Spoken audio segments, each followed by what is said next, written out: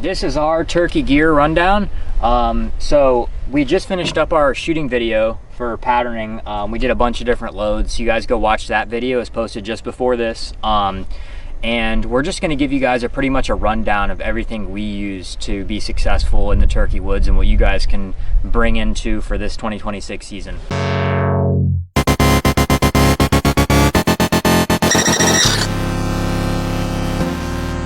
So basically we hunt Osceolas and Easterns. It's kind of the same stuff. It's more just, we'll talk about some different kind of strategies for either. We're gonna have a scouting video. That one will be for Osceolas, but it's kind of universal as well. We'll go over some basic strategy like with the equipment when we go through it. But this is basically what we use. We're not sponsored by anybody. No. This is just all stuff that we've used. Like, I wouldn't say proven. We're one group of 2 people, but proven for us. And that maybe you guys can like take some of this information and transfer it over to what you guys, if interested. So pretty much starting off, we'll talk about some decoys and some and just like, I guess, kind of going into like the vest and what it would be. So these decoys, for the price, I've found are the best. You can buy avian decoys. They look great. I think there's ones called Dave Smith. They look super great as well. For $70, these Primos decoys, you can get a Jake and a hen $70, especially for somebody starting out that wants something nice still. This is what I use. I've hunted avian decoys with other people before. I haven't seen a difference. I had them come in on a string last year, the year before. They work. I'll say that. You can see, I mean, the paint's detailed. This is the Jake, this is the hen. I also have a strutter decoy that can be used as a reaper as well, and you can put a real fan or the fake fan that they give you for that. I didn't bring that this time, but you can kind of imagine what a strutter decoy is like. And then so that's kind of decoys. As far as placing them, it kind of just depends on the situation. If you're dealing with birds that aren't aggressive, you can go with just a hen. I wouldn't do a bedded hen, maybe a standing hen if they're not wanting to come after jakes right now. And if they are, you can do a bedded hen and a jake if they're being aggressive, or just a jake if you like. A lot of people do different things. I kind of play that based on scenario. So one thing most people don't utilize when they're turkey hunting, and what they utilize a lot when they're deer hunting, is trail cameras. And turkey are actually really easy to pattern, especially early season when they're strutting in fields and stuff. And you know, they do the same thing every day is what I've seen. And you know, Tacticam makes a good camera. Other brands make good cameras. I've utilized Moultrie. Doesn't really matter to the brand. Just kind of go utilize your deer cameras. You know, most people have the memberships paid for. You know, why not aid in your success in turkey hunting? So I'd really recommend a camera out there, just so you know what you're getting into. Especially on public land, you can find a road, kind of like what we're filming on now. Go find some tracks. Go, you know, if you can really find like an area where they're messing around in the dirt and they're fanning. You can see the fanning lines. Go put a camera on that, because you're not losing anything. Like you said, they're really predictable, especially early season. If you're getting pictures 5 days in a row of gobblers strutting with hens in the same spot, odds are opening day, if you're there, they're going to do the same thing. So there's really nothing to lose from it. Go out there, waste time, put a camera out, at least you tried. If you've never done it before. And then just as like a base thing too, this is a turkey vest. I'm sure most of you know what that is. If not, it's just basically a backpacking vest with a seat on it, so when you're kind of running, gunning, and it has different compartments for the different calls, which we'll go into. This is a Sitka turkey vest. I know nothing about this. It's his. You don't need a Sitka turkey vest. You do. You want to kill them. You can use one that's $5 on Facebook Marketplace. It doesn't matter. They all do the same thing, but if you want to look like you match and like look like you mean something, you can. If you want to look like you know what you're doing but don't know what you're doing, this is what you get. That's a joke, by the way. A lot of good hunters use Sitka and stuff. And a lot of bad hunters use it too. He likes it. He's comfortable and all this stuff on there. So whatever you use, everything's personal preference in hunting and fishing. Yeah. That's pretty much it for that. Like you said, there's different, like this would be a box call compartment, box call, slate call. You can put a mouth call and stuff in there too. So that's basically, so you don't need that. I actually a lot of times hunt with just a backpack or a fanny pack. It kind of also depends on the situation. But if you're running and gunning all day, the seat's nice. You don't have to carry it around. You're not sitting on the ground with the ants. You're still gonna get bit by ants, but not as bad, hopefully. Well, here in Florida, you get bit by everything, so. But yeah, that's pretty much it. So that's just kind of our baseline stuff. These are the targets we use for the shooting video as well. These are just some splatter gobbler head targets. These are good for just patterning any turkey gun, really. Any of them work, but the splatter ones are kind of nice because they're really easy to see. And these are the 2 shots that we will be using. I'll link the video for why we're using these shots and the different patterns of each one of these. But what I'm probably going to utilize is a front heavy bismuth with 2 longbeards in the back. And then I'm sure Ben will shoot longbeard because he has a longbeard choke and I have a raptor choke, which I'll link everything here in the bio if you want to go pick it up yourself. Doesn't really matter the brand on a lot of this stuff, you know. If your gun shoots longbeard better, you shoot longbeard. If your gun shoots Apex the best, go shoot Apex. You know, it all doesn't, whatever your gun shoots best. I shoot a Benelli Montefeltro, which is kind of a unique gun, and I found the best patterns of both of these, so that's what I will be shooting. And I know for this, we shot the heavy bismuth out to 65 out of his gun for the video, and I probably wouldn't say that's something you want to do from what we saw, 65 with this load at least. Some people could probably shoot out to 80 with their chokes and their loads, just depending on how their gun treats it. So you kind of want to find, that's what's nice about the patterning too, is you can find your safe zone kind of, so you know you can make an ethical shot out to, I would say probably 50 with yours, with those loads. Not saying that we haven't tried 100 other brands that they haven't made out of his gun, my gun, whatever. That's just, if like from today's day of shooting, if you're coming to a conclusion, that's what it would be. Longbeard XR though is a great load for the price, pattern wise, out of most guns we've shot. One big thing I want to talk about is bug spray. You know, out here in, well, we hunt mainly in Florida and in the southeast. Mosquitoes are pretty bad, so this is a must in any time I go hunting out here during either early season deer or out here for turkey. And we don't have one here, but just as important, or even more maybe, especially in Florida specifically, a thermocell. Do not do this without a thermocell. There's no way around it.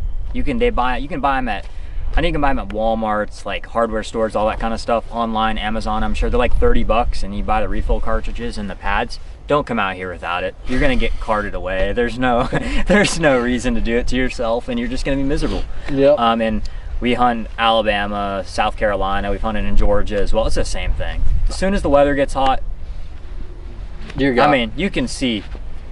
We could show you around us. It's straight swamp. That's all there is mosquitoes, it seems like sometimes. So, but besides for that, we got this laid out here. This is a headlamp. That's his headlamp. For whenever you go into the stand. Or not stand, here, turkey hunt. And so I guess we'll get into calls now. So there's a few main call. I would say there's 3 main actual like hen calls a lot of people use for turkey hunting, and that's a slate call. This is a Woodhaven slate call. If I can get the cover off. Slate calls used like that. The pencil goes on it, makes a sound. Yeah, just like that. But yeah, so that's a slate call. These are pretty common for people. These are super good for short and like mid-range calling. In my opinion, they sound the best unless you're like super good with a mouth call, which I wouldn't say either one of us are super good with a mouth call. Speaking of mouth calls, we have a Woodhaven or a Primos mouth call that I use, and practice your mouth calls is my recommendation before you go use them in actual turkey stances. If you can't use a mouth call at home, just leave it at home. Yeah, you don't need it. You don't need it to be successful. It definitely helps. Yeah, the nice thing about them is like you could call them in with a slate, mid-range, long-range, even a box call. So this is a box call. So this is more of like a long-range call. They're louder, good for the wind. So needs a little chalk, which is in here, comes with most of the calls, but these are long-range calls normally. They do sound good as well, but they really, the frequencies reach out further. So if there's a cypress head for us 300 yards away, this might reach out better when it's a little windier than a slate, for example. The thing about a mouth call is though, some people can get them super loud, some people do them super quiet. It's all just how it goes. But when you're sitting up against a tree, a bush, whatever, and you got one working, with the mouth call, you don't have to get out and move your hands, do any of that stuff. For us, for example, like one of us can then just worry about filming and calling, and the other can just be ready to shoot. Simple as that. And so I got 2 locator calls, which is another big thing because you want to figure out where the turkey are. And this is an owl call. This is good for more like the mornings and the evenings, and probably more like up north, probably a little better than a crow call, which is mainly what I would use down here. And this is good kind of anytime, you know, probably more in the morning settings, especially here with how the turkeys gobble here. They shut up real quick. We do have owls here too. Just in our experience, just crows are louder normally unless you have an owl right on top of the gobbler basically. And when that first like morning kind of event starts and all the birds start going, owls can go off at night as well. So when the crows come in, they're like the first birds to kind of wake and fly up high. It seems like it kind of sets them off a little better here, at least. Again, it's different in a lot of places. So another thing is I got a gobble tube here. That does work if you're going after aggressive turkey. You know, it kind of depends on the situation. You gotta see what the turkey's doing. But if you got like a big strutter across and you got a Jake decoy with a hen out like we do, and you do one of these, pretty sure that dude ain't gonna be too happy about that. So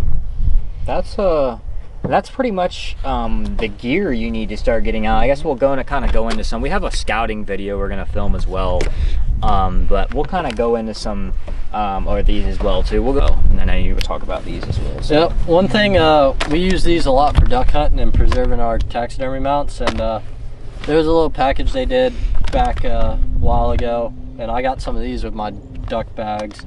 And if you're ever interested in, you know, having a turkey mount or anything, whether, you know, you come down here to Florida for, you know, hit your Grand Slam and you want to go bring back your Osceola, I like these. I think they do a good job of help preserving your mounts. If you want to do like a big mount and you want to have multiple turkey, this will hold it for 3+ years.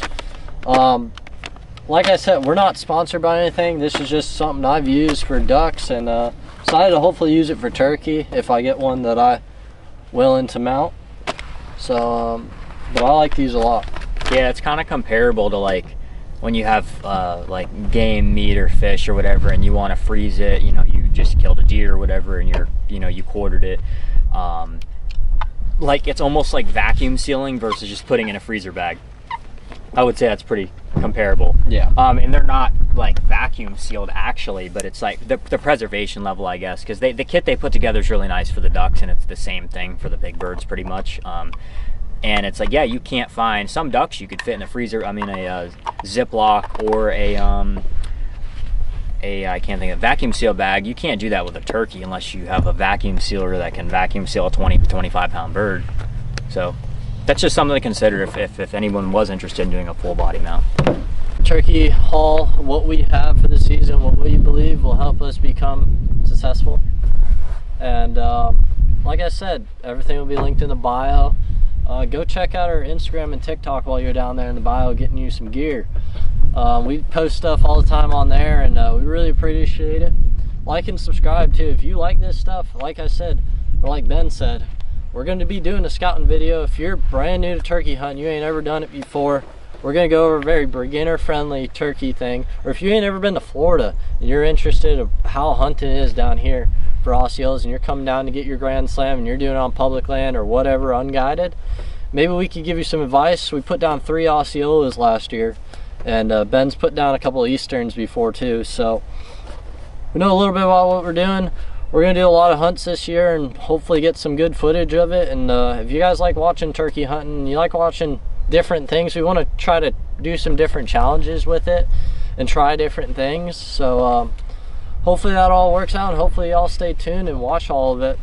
And leave comments, you know, any ideas for turkey hunting. If there's anything specific you guys would like to see.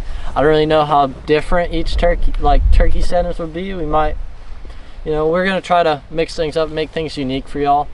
So should be going to at least, or like we live in one of them, but should be hunting at least 3 states in videos. That's the goal at least. Yeah. We got our lands in South Carolina and Alabama are slap full of them too. We shouldn't have an issue getting them there. Florida, we're going to be just hunting all public this year. A little bit of private. We've done right, some yeah. door knocking and got some permission on some ranches, so maybe we'll be successful there. We're hoping to tag out in all 3 states. So, of course, that's the goal every year. So, you never know. We're going to give it a go, but yeah, and then, like you said, we're going to try to do some different ways to do it, and just different hunts, different scenarios for the hunting. Hopefully we're successful with each of them, but if you guys have any other ideas for the turkey hunts as well, comment down below, let us know. DM the Instagram, whatever you want to do, just get it out there, and then go follow our socials, the Instagram, the TikTok, stuff like that. We will start posting on TikTok more. Instagram, some of the content, like at least like pictures, say, of the turkey for this year or deer or whatever we've done in the past, go out a little bit sooner a lot of times, so you'll get to see kind of like a preview for the video. So yeah, that's pretty much it. So we're gonna give you guys a scouting video next, and that'll be really in-depth and helpful for you guys, anyone, like you said, coming down here to do Osceolas or just in general for beginner turkey hunting.